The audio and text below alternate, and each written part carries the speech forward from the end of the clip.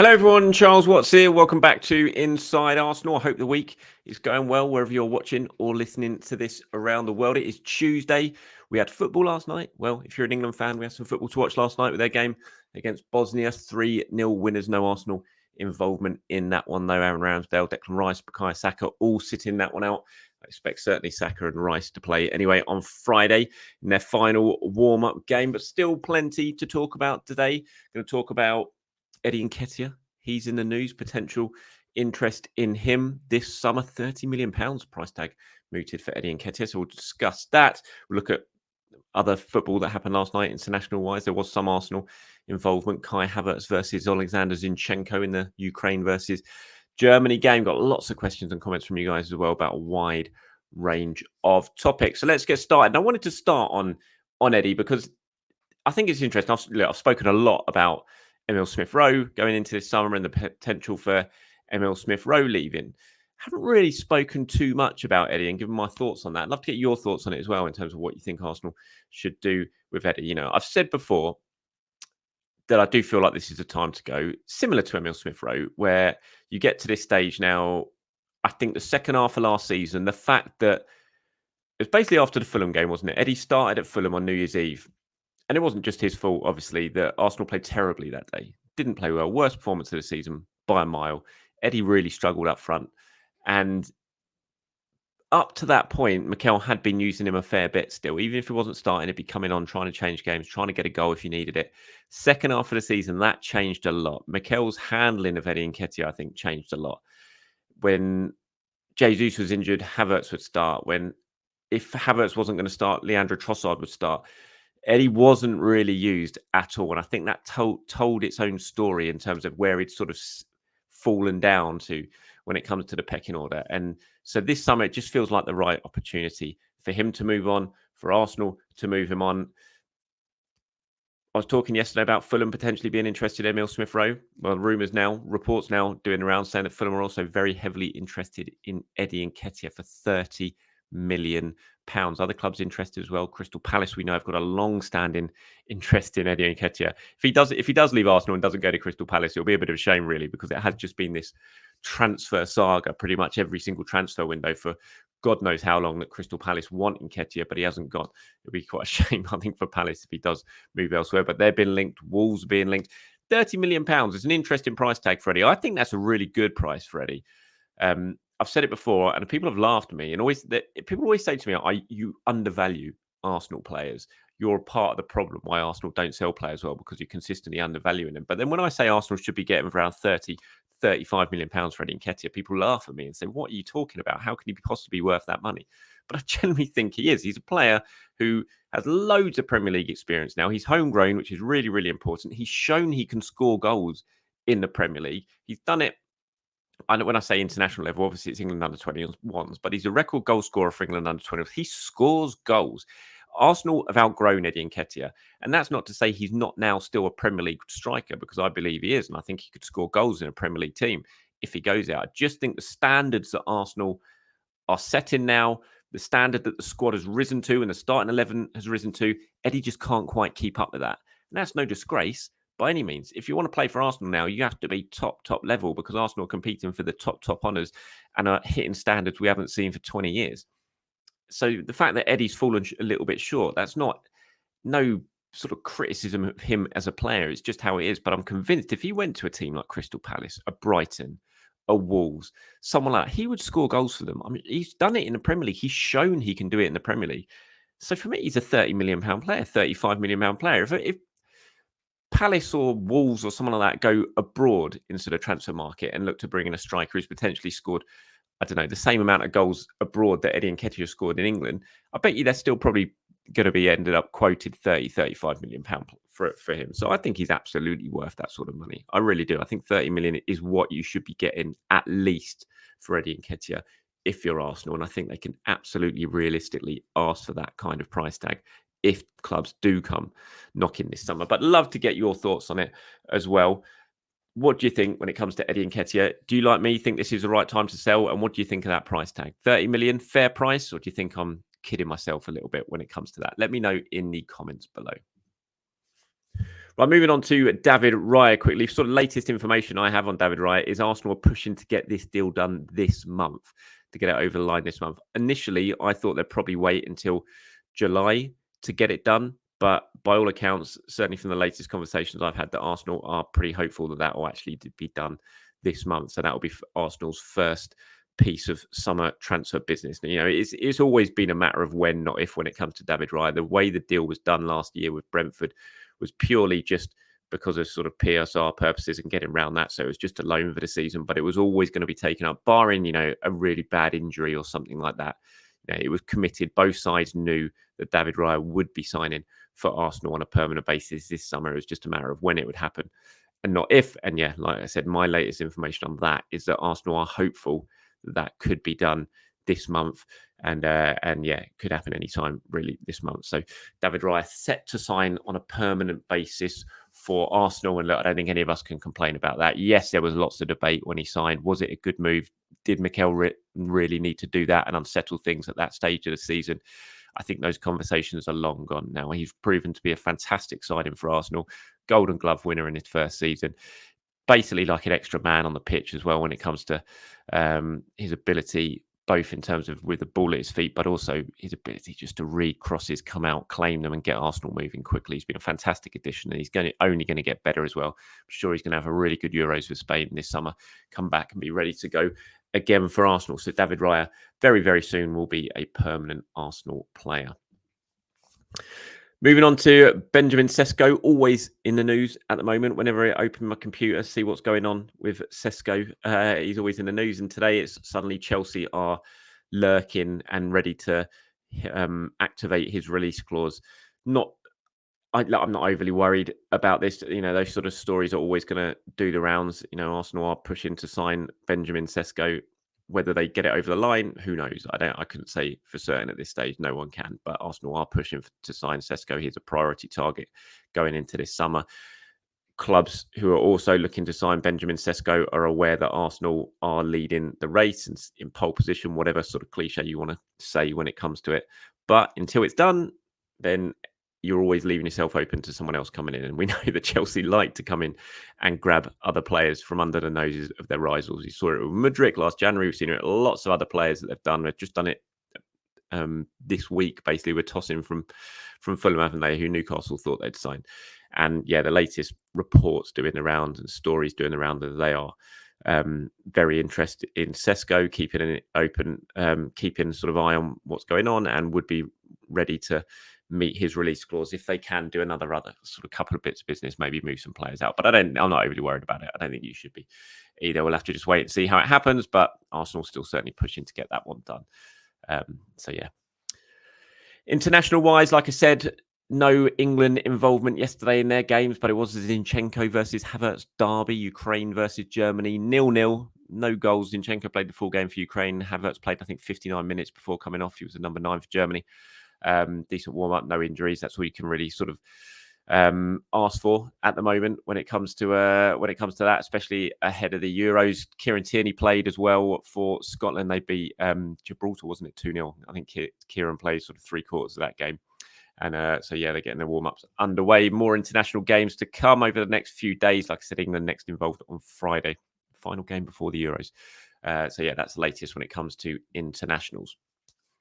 Well, moving on to some of your questions and comments. Thank you, as always. Oh, I should say, actually, by the way, I should have said this at the start of the show, but if you're still watching now, myself and James Benj are sitting down to do Inside Arsenal Extra Time today. Got a little bit of time. I think we're recording about 1:30 UK time. So by the time you watch this show, you've got a couple of hours. If you're watching it very, very early, you've got a couple of hours. If you're watching it after 1:30 p.m. UK time on Tuesday, there's no point sending in your questions. Would have recorded. But if you're watching before that and you want to get involved in the show, you know what to do. Get into the comments. Start it off with Extra Time and anything you want us to discuss in the show. Transfers, anything Arsenal related, anything football related. Then just put it down in the comments below, your opinions, your questions, and we'll pull some of them together as always and get them included in the show. Rob has got in touch now and he says, "Hi Charles, do you think one of the attractions of a young striker like Sesko over someone like Osimhen is that it gives Arteta a chance to mould him into exactly the striker our team needs? Or do you think it is purely down to finances. I wouldn't say it's purely down to finances. Look, finances will certainly come into it because Osimhen is going to be hugely, hugely expensive if he does go this summer. He signed his new contract with Napoli. There's a big, big release clause in there if you want to activate it. Obviously, you can talk to Napoli whether they'd be open to accepting anything less than the release clause for Osimhen is down to them. He's on big, big wages. So, yeah, look, finances will come into it. But Arsenal showed last summer, for example, if they really want a player like they did with Declan Rice, finances didn't really come into the equation. You know, they blew Manchester City out of the water and got that deal done for Declan Rice. So I think it's purely down to finances. I just think if Arsenal fancy Sesko over Osimhen, like you said, it might well be down to the fact that Arteta looks at Sesko, looks at his age, looks at his development, looks at his qualities, and all of the scouting and analytics department would have done so much work on these players and sort of looked at their ceiling, looked at how they can improve, like you said, looked at how they could be molded into the sort of striker that the team needs. And he ticks more boxes than Osimhen. As simple as that. Maybe that is the case. So I think it's everything sort of rolled into one when it comes to these deals. But I don't think it's purely down to finances. Definitely not. Arsenal showed, like I said last summer, if they really want a player, they will go big for him. But I just think if it's not Osimhen this summer, which I think it's unlikely to be, it will just be down to the fact they just don't think he is the guy to take the team to the next level. Simple as that. Aidan says, hi, Charles. How much room flexibility do we have with FFP? Feels like we're in a relatively healthy spot. No horrible contracts, but might help shed some light on budget for this summer window. I think Arsenal are in a good position when it comes to FFP. Obviously, they have to be mindful of it. But, you know, last year they were a little bit hamstrung after the early business done in the summer window. I don't think that will really be the case. Selling players will certainly help. And when you look at the players that Arsenal are potentially going to sell, or certainly some of the players they're potentially going to sell this summer, that's going to go down as pure profit on the books when those bids come in and those offers get accepted. And that's going to help even more. But Arsenal are in a decent position. They made a lot of money last year, huge amounts of money. They got new commercial deals kicking in. They've got the Champions League money coming in as well. So FFP, while last year it was certainly something that had to be considered a lot, while it still needs to be considered this summer, they're in a much better position. There's a lot more wiggle room in terms of what they're going to do. And I do think they are going to spend a decent chunk of money this summer when it comes to improving the squad. A couple here from Nostradamus' side, who's both talking about Martin Odegaard and the need for cover for him. Nostradamus saying, just echoing a concerning dilemma in terms of saving Martin Odegaard and playing an extra 400 plus minutes next season. It would be extremely beneficial. Fabio Vieira's next competitive game will be his 50th for the club. Will we be relying on him to be the cover needed for Odegaard? You would imagine if it doesn't happen for him at the start of the season, a winter window move could be on the cards. Do you think we should look to invest in another CAM with more hunger this window, or wait until 2025? Side down the bottom there says sort of very much similar, talking about the need to have more cover for Odegaard because he's having to play so many minutes. And the squad at the moment, you look, there's cover in a lot of positions, but when Odegaard is out, there is very little cover. And I agree. I think it is an area of concern, but I also think that there'll be a lot of eyes being put on Vieira this season. I'm not ready to rule out Vieira yet as a decent player. I think there's clearly a decent player in there. We've seen it in sort of fits and bursts at times. And I think Arsenal will give him one more year and give him an opportunity to really step up. I'd be surprised if you move on Vieira and Smith Rowe in the same window. If they did that, then you certainly need to bring in cover for Odegaard. I also think you need to consider Nwaneri into the mix. It's very important when you've got a talent like Nwaneri that you do at least give him a bit of a glimpse of a pathway. If you just keep signing these players and you just block off the likes of Nwaneri, who could go on to be such an important player for the club, clearly so talented. And yes, you're going to ease him in. He's still very young. But if you just keep signing players who play in his position and play ahead of him, how is he ever going to break through? So I think if you've got a talent like that who you really do want to develop and try and get towards the first team, some space needs to be left in the squad planning for him to come in. Now, Nwaneri can definitely play in that role as backup to Odegaard. Not the first choice. He's still very, very young. It'd be, Arsenal would be really pushing it if they left him as the Odegaard replacement for the season. That's not going to happen. But I think you've got Vieira there, and then you've got Nwaneri there as well. I think they probably think that's going to be enough going into this season. But yeah, it is an area that certainly needs to be monitored, I would think. And if Vieira can't really sort of nail his colours to the mast this summer as Odegaard's primary backup, then I think that there'll be a decision to be made next summer when it comes to that. Right, moving on now to Charlie. Says, what are your hopes for the Euros, Charles? We have a squad that's capable of winning the tournament, but I fear that Southgate's management will prevent us from doing so. His in-game management is far too cautious for me, as evidenced by those awful losses to Croatia and Italy when we were ahead. What are my thoughts on the Euros? I think it's going to be a really great tournament. I think England have got a great chance. Definitely, yes, I get what you're saying about Southgate, but England was still very, very close to getting the job done in the last Euros. We're very unlucky, I thought, not to get through against France in the World Cup as well. They're ready to win something. Whether they do, who knows? Football's a game of fine margins, isn't it? But they are ready to win something. I think they've got a really good chance. I think France understand we're going to be the favourites for the tournament.